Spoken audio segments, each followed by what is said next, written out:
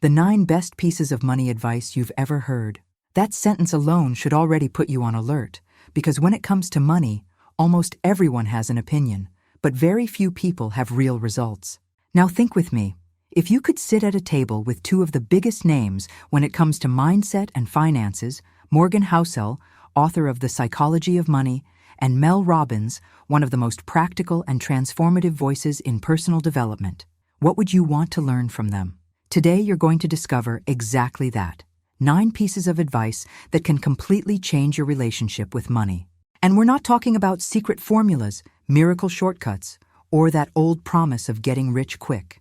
We're talking about something much more powerful: habits, mindset, and behavioral choices that anyone can apply, regardless of how much they earn, where they come from, or what stage of life they're in. The truth is that money isn't about advanced math, it's about behavior, and that means it's totally under your control. Throughout this video, you'll realize it doesn't matter if you've already made financial mistakes, if you feel behind, or if you think there's no way out. You can turn things around. Because money isn't about being a genius, it's about learning how to use simple decisions to your advantage. Before moving on, make sure you've already hit the like button, but only do it if you're someone who loves personal development content. Write this in the comments. I have a success mindset.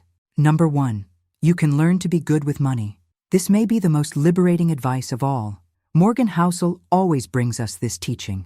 It doesn't matter if you've never understood finances, if you've already been in debt, or if you carry the belief that you're not good with numbers.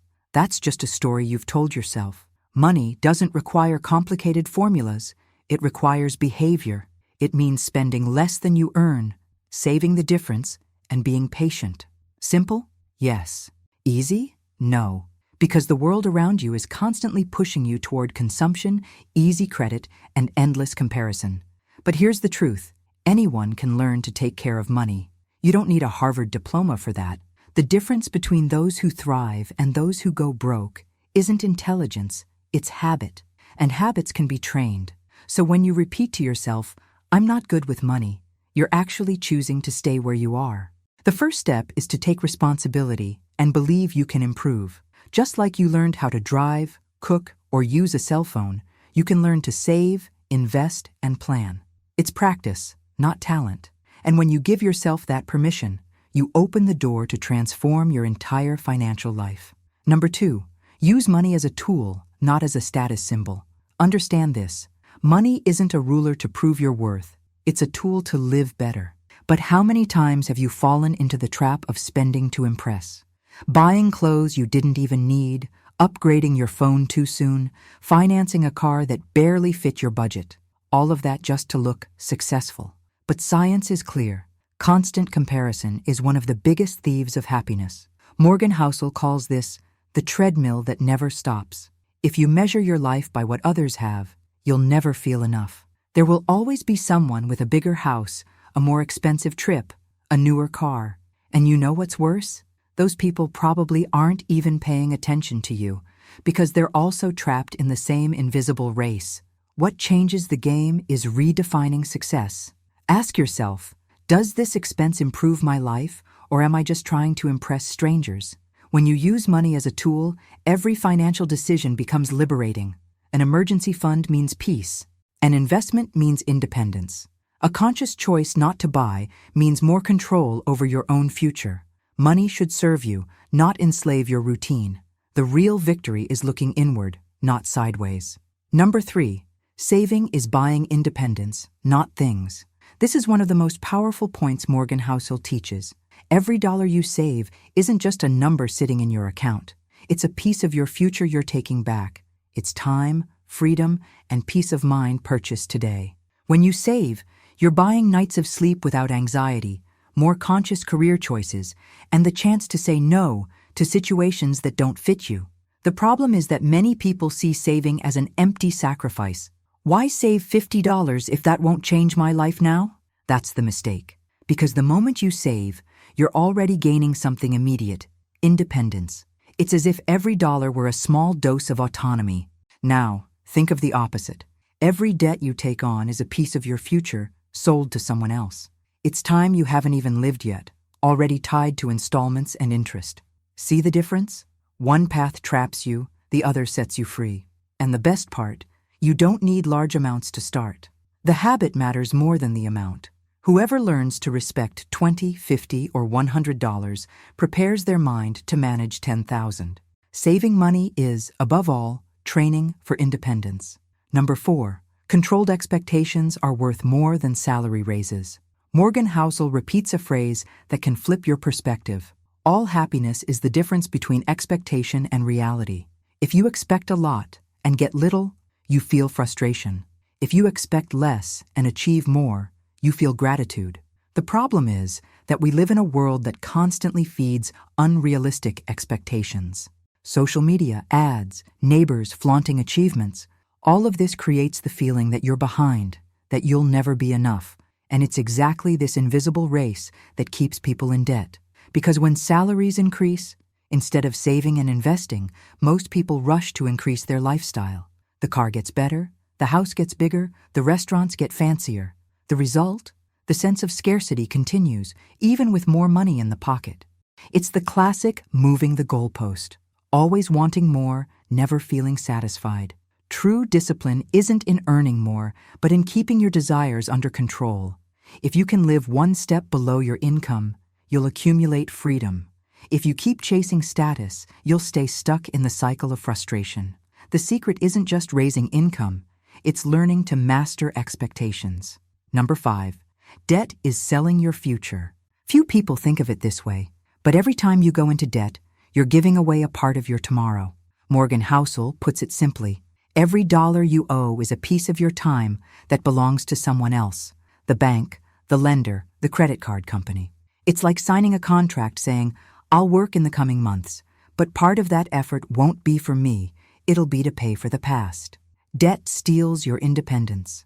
And the most dangerous part is that it usually starts small, a purchase in installments here, a quick loan there, but interest turns small slips into heavy chains that can last years. Science shows that the psychological weight of debt creates stress, anxiety, and even harms rational decision-making because your mind switches into survival mode. The opposite is also true. Every dollar saved is freedom gained. Saving money isn't just about buying something in the future. It's about not being forced to live as a hostage to bills. The choice is clear. Do you want money working for you, or your work being sold in advance to pay off debts? Number 6. Investing isn't about secret formulas. It's about patience. One of the biggest myths about investing is believing you need to be a market genius or have insider information to get rich. Morgan Housel proves the opposite. You don't need to be the smartest person in the room, you need to be the most patient. What makes money grow isn't magic, it's the power of compound interest. This mechanism works like a snowball. It starts small, but with time and consistency, it gains tremendous weight.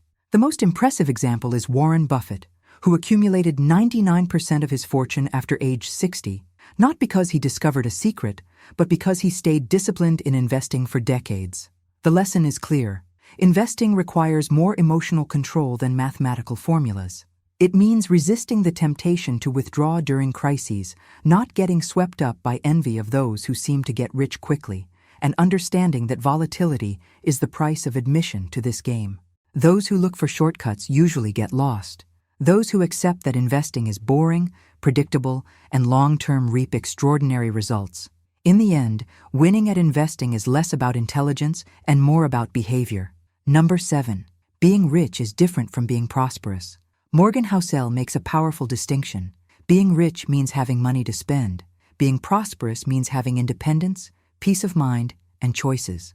It's easy to look rich. Just buy expensive clothes, drive a financed car, or post about trips paid in installments. But prosperity doesn't show up on Instagram. It's in the emergency fund that guarantees peaceful nights, in the freedom to say no to a job that destroys your health, in the ability to live according to your own values. The difference is simple. Wealth is what others see. Prosperity is what you feel. And here's the crucial detail. Prosperity comes from silent habits, often invisible ones. The home-cooked lunch instead of delivery, the money saved before spending, the patience to invest long-term. These behaviors don't draw attention, but they build a solid life. Meanwhile, the chase for visible wealth can trap you in debt and anxiety. The choice is always yours. Live to show off or live to feel peace. Once you understand this, you start to see money not as a stage, but as a tool to write a story of freedom. Number 8. Money doesn't buy happiness, it buys contentment. This is one of the most counterintuitive ideas defended by Housel and Mel Robbins. Many people believe that by earning more, they'll automatically be happy. But reality shows the opposite. The higher you raise your standard, the further away the point of satisfaction gets. What money can truly provide isn't pure happiness, but contentment. The feeling that this is enough. The problem is that instead of living in that state, most people live in comparison. You finally travel to a dream destination, and instead of enjoying it, you think, it could have been a better hotel. The trip could have lasted more days. My friend went somewhere more expensive. The result? The pleasure never feels complete. The real key is using money consciously to create moments of safety, peace, and presence. A financial cushion won't make you jump with joy, but it will bring calm in times of crisis. Lowering expectations doesn't mean settling. It means freeing yourself. When you learn to be grateful for what you have today, you discover you already have far more than you imagined. And that's the real power of money, enabling contentment. Number 9. Always ask, what am I maximizing? This piece of advice is a game changer. Most people make financial decisions without clarity, driven by impulse or comparison. But Housel suggests a simple question that can change everything. What am I maximizing with this money? If the answer is status, approval, or appearance, be careful.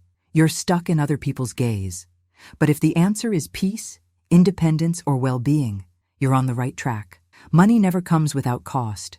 Every purchase has a hidden price, which could be giving up your peace or sacrificing future freedom. When you bring clarity to your intention, you avoid falling into traps.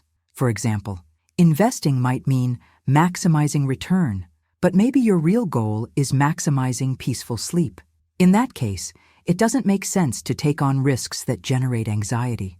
Likewise, spending on something might seem frivolous, but if it brings genuine family experiences, it can be a smart choice. The secret is there's no universal answer. The mistake is not asking yourself anything at all. Money is energy, and energy needs direction. The question is, will you use it to maximize status or freedom? If you made it to the end, write this: I will achieve my financial freedom. Because deep down, that's what we're talking about all along. Freedom.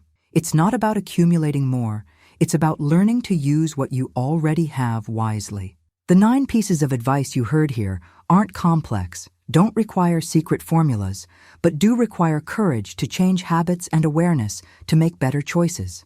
Transformation starts small. A reprogrammed thought, a purchase avoided, an amount saved. Every step in that direction brings you closer to a life that's more independent, lighter, and aligned with what really matters. Now, send this video to 2 people on your WhatsApp. And don't forget to subscribe to the channel. I've left a video here on the screen that you need to watch today. Click there, and I'll see you on the other side.